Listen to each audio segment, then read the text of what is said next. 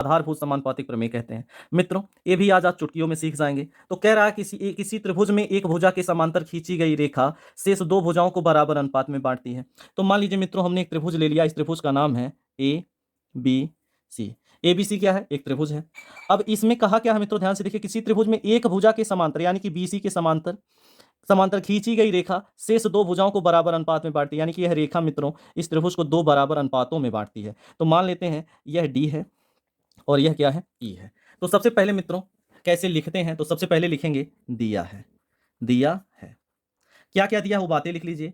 एक त्रिभुज लिखिए हैं एबीसी, एक त्रिभुज एबीसी लिए हैं जिसमें से डी और ई यानी डी जिसमें डी व ई भुजा ए बी व भुजा ए बी व भुजा ए सी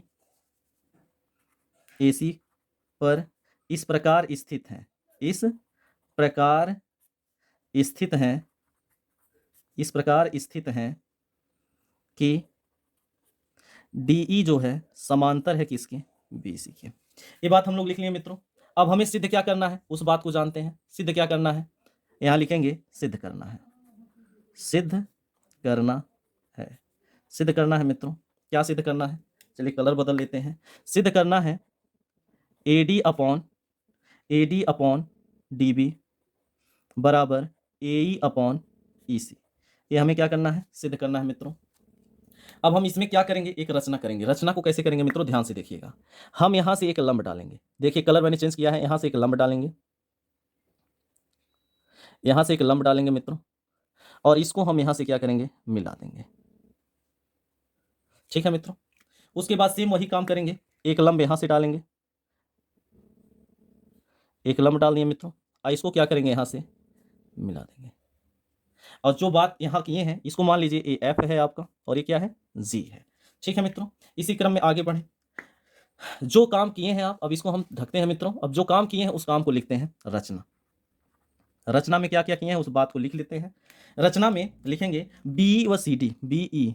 अब बी कहाँ है मित्रों? बी ई, बी ई और सी डी, बी ई व सी डी, बी ई व सी डी को मिलाइए। क्या कीजिए? मिलाइए मित्रों, मिलाइए।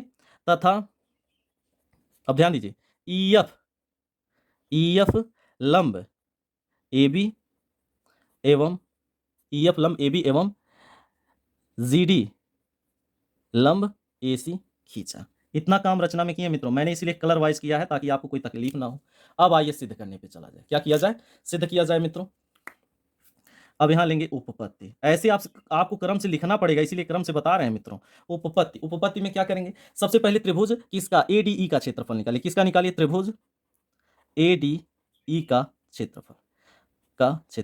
तो किसी भी त्रिभुज का क्षेत्रफल क्या होता है मित्रों? हम यहां लिख लेते हैं। किसी भी त्रिभुज का जो क्षेत्रफल होता है, किसी भी त्रिभुज का क्षेत्रफल वो होता है 1/2 आधार गुणे ऊंचाई। आधार गुणे ऊंचाई होता है मित्रों, 1/2 आधार गुणे ऊंचाई। तो एडी का क्षेत्रफल अगर हम कहें तो बराबर 1/2 आधार क्या है मित्रों? एडी है। आधार क्या है? एडी है। और ऊंचाई क्या है इसमें? मैक्सिमम ऊंचाई ई एफ।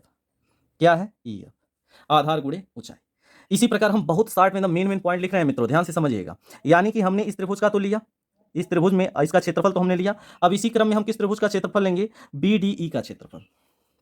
त्रिभुज बी डी ई का क्षेत्रफल।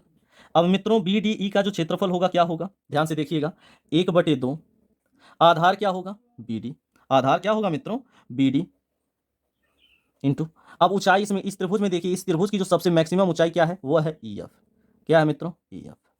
ठीक है। इसी प्रकार समीकरण 1 तथा समीकरण 2 से यहां लिखेंगे समीकरण 1 तथा 2 से, समीकरण 1 तथा 2 से मित्रों क्या करेंगे? भाग देंगे। त्रिभुज एडीई का क्षेत्रफल, एडीई का क्षेत्रफल बटे त्रिभुज बी डी ई का क्षेत्रफल। ये दोनों क्षेत्रफल लेंगे बराबर 1/2 A D into E F upon 1/2 B D into E F. अब मित्रों यह कट जाएगा, ए और ये तो कट जाएगा, बराबर क्या मिलेगा? A D upon D B या बी डी। ठीक है, इसे आप समीकरण क्या बना लेंगे, समीकरण 3 बना लीजिए। इसी क्रम में मित्रों जो काम यहाँ किए हैं सेम वही काम आगे फिर करेंगे।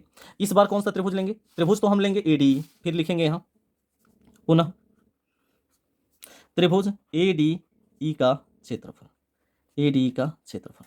मित्रों क्या होगा, ध्यान दीजिए, एडीई के क्षेत्रफल में यानी कि डीजी, किसका, डीजी, यानी जीडी भी लिख सकते हैं, जीडी अपॉन ए अपॉन जीडी, 1/2। आधार क्या है मित्रों, ए, आधार क्या है, ध्यान दीजिए, आधार क्या है ए, और ऊंचाई क्या है जीडी, जी डी। इसी प्रकार इसको समीकरण 4 बना लीजिए।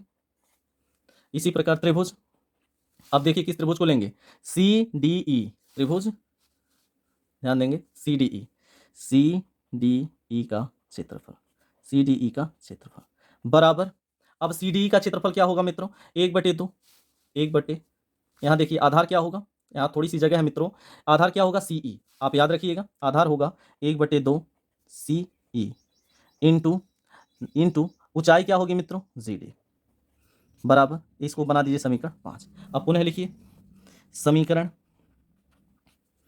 समीकरण 4 तथा 5 से, समीकरण 4 तथा 5 से मित्रों त्रिभुज, देखिए जगह बच रहा है थोड़ी सी, त्रिभुज एडीई का क्षेत्रफल, एडीई का क्षेत्रफल बटे त्रिभुज सी डी ई का क्षेत्रफल, क्षेत्रफल बराबर, यहाँ हो जाएगा 1/2 इंटू ए इंटू जी डी बटे 1/2 सी ई इंटू जी डी। अब जी डी से जी डी कट जाएगा मित्रों, हाफ से हाफ कट जाएगा, बराबर ए अपॉन सी। अब सी को ई सी भी लिख सकते हैं मित्रों, इसमें कोई तकलीफ वाली बात नहीं होगी। समीकरण नंबर 6। अब आप ध्यान से देखिए समीकरण 3 तथा 6 से, अब जगह नहीं है मित्रों, हम पेज पलट रहे हैं। अब इसमें हम बात किए थे कौन सा था हमारा समीकरण, समीकरण 6 तथा समीकरण 3 से क्या मिला था, समीकरण हमारा जो था यहाँ लिखेंगे, समीकरण 3 तथा 6 से क्या मिला था हमको, A D upon B D को मित्रों डी बी भी लिख सकते हैं, बराबर ए अपॉन ए सी, इति सिद्धम, यहाँ लिखना नहीं भूलेंगे, इति सिद्धम, यही आपको सिद्ध करना था मित्रों, इति सिद्धम।